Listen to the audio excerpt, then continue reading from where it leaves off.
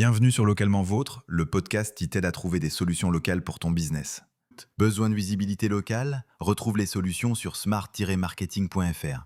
Allez, on démarre. Bienvenue dans cette nouvelle exploration. Aujourd'hui, on se penche sur un sujet vraiment essentiel pour toute entreprise qui a pignon sur rue, comment optimiser son profil Google Business.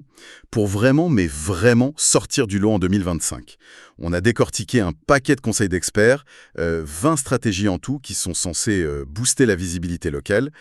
Et notre idée, c'est pas juste de faire une liste. Non, on veut aller plus loin. Regrouper tout ça en 5 grands axes, 5 piliers, pour bien comprendre pourquoi certaines actions sont si importantes pour le classement l'année prochaine. Alors, prêt à plonger? On attaque par la base de la base, ce qui peut sembler évident, mais où il y a souvent des loupés, les fondations de la présence en ligne. Oui, c'est une excellente approche. Parce que franchement, on le dira jamais assez. Aujourd'hui, le premier réflexe, c'est la recherche en ligne. Et la fiche Google, c'est souvent la première vitrine numérique de l'entreprise. Donc, elle doit être nickel.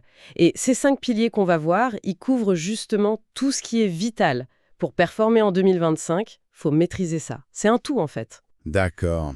Premier pilier alors, la cohérence, les infos clés. On entend tout le temps parler du NAP. C'est quoi au juste et pourquoi c'est si critique cette histoire de cohérence? Alors, NAP, c'est simple, c'est l'acronyme pour nom, adresse, téléphone. Les infos de base, quoi. Et la cohérence, c'est pas juste une bonne idée, c'est carrément une exigence pour Google, mais aussi pour les clients potentiels. Les premiers conseils de notre source, le 1 et le 2, ils insistent vraiment là-dessus.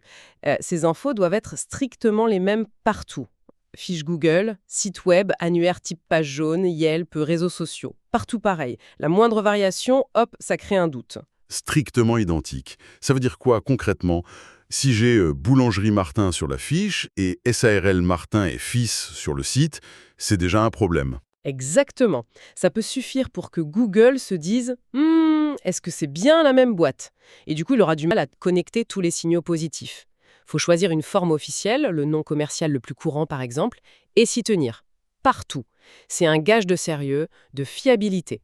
Ok, je vois. Comme vérifier que toutes les cartes de visite sont identiques. Mais ça s'arrête pas au nom, j'imagine, hein? Oh non, bien sûr que non. Le conseil 5, il parle des horaires d'ouverture. C'est crucial. Ils doivent être exacts et surtout mis à jour. Tout le temps. Pensez aux jours fériés, aux vacances. Un client qui se déplace pour rien parce que Google disait ouvert, c'est terrible. C'est une vente perdue, une mauvaise expérience et potentiellement un avis négatif. Donner la bonne info, c'est la base du respect client. Logique, oui, c'est implacable.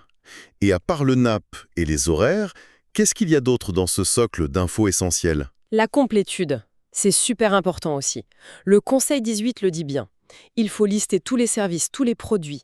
Et en détail, si on est plombier, faut pas juste mettre plomberie. Faut mettre dépannage fuite, installation de chauffe-eau, débouchage. Ça permet d'apparaître sur des recherches très précises, ce qu'on appelle la longue traîne. Et souvent, c'est ces recherches-là qui convertissent le mieux. D'accord, être spécifique. C'est ça. Et pour les entreprises qui bougent, qui vont chez les clients ou qui couvrent une grande zone, le Conseil 17 est vital. Bien définir les zones desservies. Pas juste région lyonnaise, mais lister les communes, les départements. Google s'en sert pour montrer la fiche aux bonnes personnes.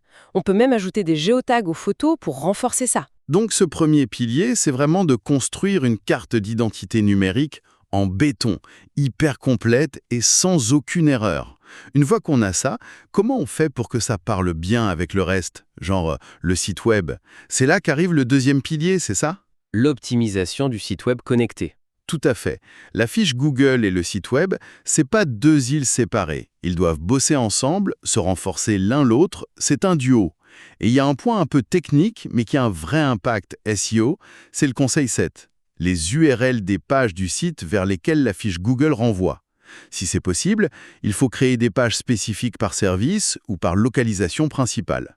Et mettre ces mots-clés dans l'URL. Par exemple, monsite.com, installation clim Marseille. C'est un signal hyper clair pour Google sur le sujet, la zone de la page. L'idée, c'est d'avoir une page sur le site qui correspond pile poil à ce que la personne cherchait quand elle a cliqué sur la fiche Google, en gros. Précisément.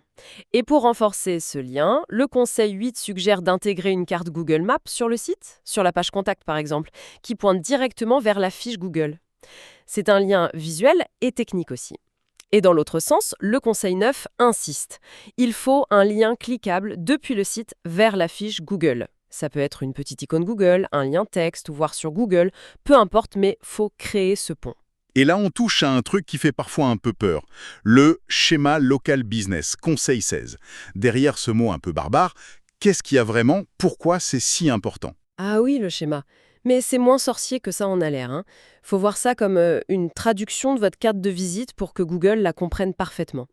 C'est un bout de code qu'on ajoute à la page web liée à la fiche. Ce code structure les infos clés, le type d'entreprise, l'adresse, le téléphone, toujours notre fameux NAP, les horaires, le logo. Tout ça de façon très organisée. Et l'avantage pour moi, c'est quoi? L'avantage, c'est que Google n'a plus à deviner, on lui sert l'info sur un plateau. Et surtout, ça permet à Google d'afficher ce qu'on appelle des rich snippets dans les résultats de recherche, genre les étoiles de vos avis, une fourchette de prix, vos prochains événements, directement sous le nom de votre entreprise. Ça prend plus de place, ça attire l'œil, ça donne des infos utiles avant même le clic, c'est un vrai plus par rapport aux concurrents. Ok, je vois. C'est comme donner le mode d'emploi super détaillé à Google pour qu'il piche tout direct et puisse le montrer aux autres. Et pour que tout ça soit bien cohérent. Exactement.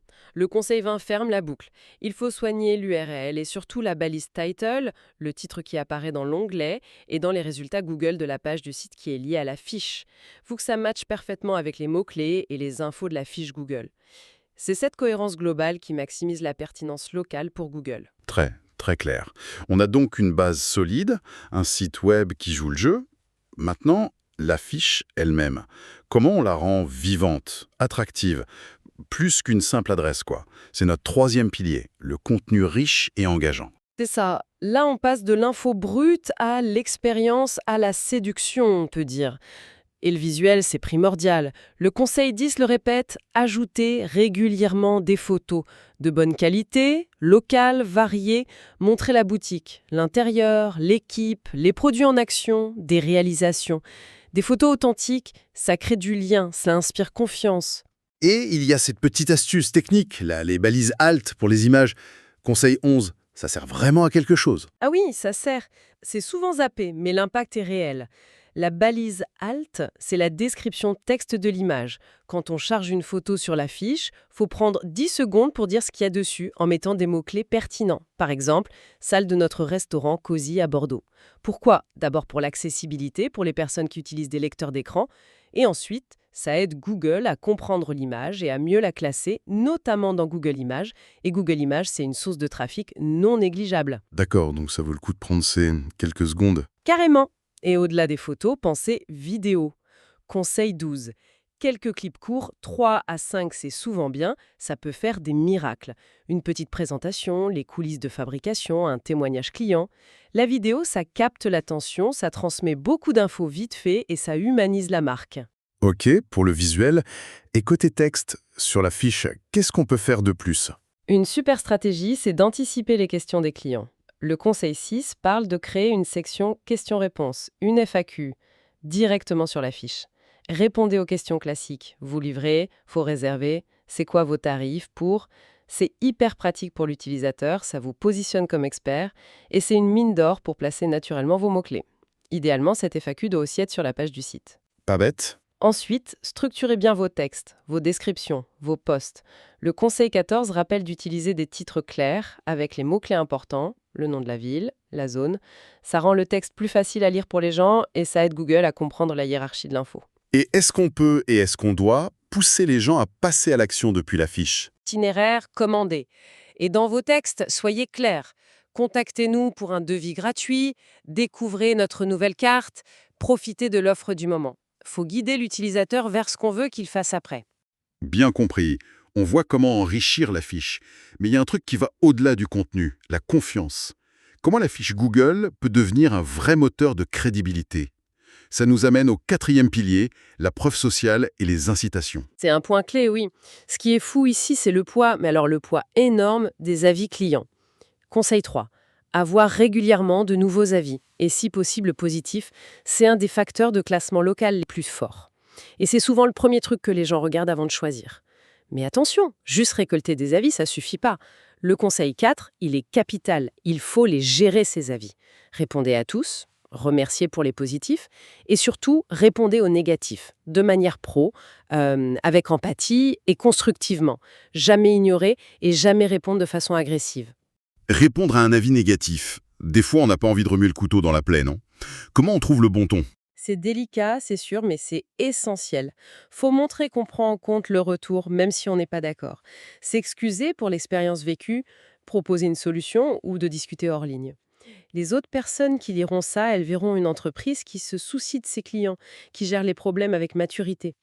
Ignorer un avis négatif, franchement, c'est laisser une ombre sur sa réputation sans rien dire. C'est souvent pire en fait. D'accord, je vois la logique. Et la preuve sociale, ça ne se limite pas aux avis. Le Conseil 19 y suggère de mettre en avant les récompenses, les certifications, les labels. Meilleur artisan de France, label qualité. Faut le dire dans la description, faire un post dessus, mettre une photo du diplôme, ça renforce l'expertise, la reconnaissance locale. Et on peut utiliser la fiche pour booster les ventes directes. Oui, tout à fait, via les incitations. Le Conseil 15 parle d'utiliser la fonction offre de Google pour promouvoir des promos, des coupons, des ventes flash. C'est super efficace pour transformer un simple curieux en client, surtout pour les commerces ou les services où l'achat d'impulsion peut jouer. Parfait. Alors, on a une fiche solide, bien connectée, pleine de contenu pertinent, qui inspire confiance. On pourrait se dire, ok, ça y est, le job est fait, non? Mais j'imagine qu'il reste un dernier point crucial, faire vivre tout ça. C'est le 5e pilier, le dynamisme et le suivi. Fiche active, ça signale que l'entreprise est là, qu'elle est pertinente, qu'elle est engagée. D'où l'importance capitale des publications régulières. C'est le Conseil 21, viser au moins une par semaine, plus si possible si l'actu le permet. Partager des news, des conseils, des événements, des photos de saison, des offres. C'est pas que pour l'algo de Google, c'est aussi pour garder le lien avec la communauté locale. Donc le jeu crée ma fiche et je l'oublie, c'est vraiment la pire stratégie. Exactement. Le Conseil 23 renforce ça. Continuez d'ajouter des photos, des vidéos récentes. Mettez à jour les infos au moindre changement. Horaires, nouveaux services. La fiche doit être le reflet actuel de l'entreprise. Une fiche qui n'a pas bougé depuis des mois, ça envoie un mauvais signal. Mais comment on sait si tous ces efforts, la cohérence, le lien site, le contenu, les avis, les posts, ça paye vraiment? Comment on mesure l'efficacité de tout ça? C'est là que les outils de suivi entrent en jeu. Google donne déjà des stats de base. Les vues, les clics, les appels. Mais pour voir plus finement comment on performe localement, le Conseil 22 mentionne des outils comme les rapports GeoGrid. GeoGrid, c'est quoi ça? Une sorte météo de ma visibilité? C'est une super image, oui. Un rapport GeoGrid, ça montre comment votre fiche se classe dans les résultats locaux pour certains mots-clés, mais en simulant la recherche depuis différents points géographiques autour de votre entreprise. On voit sur une carte, littéralement, où on est bien visible, les zones vertes ou chaudes, et où on est quasi invisible, les zones rouges ou froides. Ah, c'est malin ça. Parce que mon classement est pas le même si on me cherche juste à côté ou à l'autre bout de la ville. Précisément, le GeoGrid, ça transforme le suivi en outil de diagnostic. Si on voit qu'on est faible dans une zone où il y a plein de clients potentiels, on peut ajuster la communication, cibler des postes ou des offres pour cette zone. Ça permet de passer d'une optimisation un peu au pif à une vraie stratégie d'amélioration continue, basée sur des données. C'est ça le maintien dynamique. Analyser, comprendre, ajuster, recommencer. C'est limpide. Alors, si on résume nos 5 piliers pour cartonner localement en 2025. 1. La rigueur absolue sur les infos de base. NAP, horaires, services, zones. 2. Une connexion intelligente avec le site web. Page DD, liens, cartes, schéma local business. 3. Un contenu riche et vivant sur la fiche. Photos avec alt-texte, vidéo, FAQ, texte clair, appel à l'action. 4. La confiance et l'incitation. Avis bien géré, récompenses mises en avant, offres. Et 5. Le dynamisme et la mesure. Post régulier, mise à jour, suivi avec GeoGrid. Qu'est-ce que ça veut dire au final? Que l'optimisation de la fiche Google en 2025, c'est plus juste une case à cocher. C'est un vrai pilier stratégique pour trouver des clients localement et ça demande du boulot continu et bien pensé. Tout à fait. Et s'il y a un truc à retenir, c'est que tout est lié. On peut avoir les plus belles photos du monde, si le NAP est bancal ou si on répond jamais aux avis, l'impact sera limité. C'est vraiment l'approche globale, la gestion de tout cet écosystème qui fait la différence face à une concurrence de plus en plus forte. Voilà qui est clair. Et pour laisser nos auditeurs avec une dernière chose à réfléchir, en s'inspirant de tout ça, au-delà de juste appliquer ces 20 conseils techniques, quelle est l'histoire unique que votre fiche Google devrait raconter? Comment elle peut vraiment montrer l'âme de votre entreprise pour non seulement être vue, mais pour marquer les esprits en 2025 et vous démarquer pour de bon? Un grand merci pour cette analyse très pointue et ces éclairages. C'est la fin de notre exploration pour aujourd'hui. Merci de ton écoute. Besoin de visibilité locale? Retrouve les solutions sur smart-marketing.fr. Tu peux retrouver les sources et les liens en description. N'hésite pas à me contacter si tu as des questions.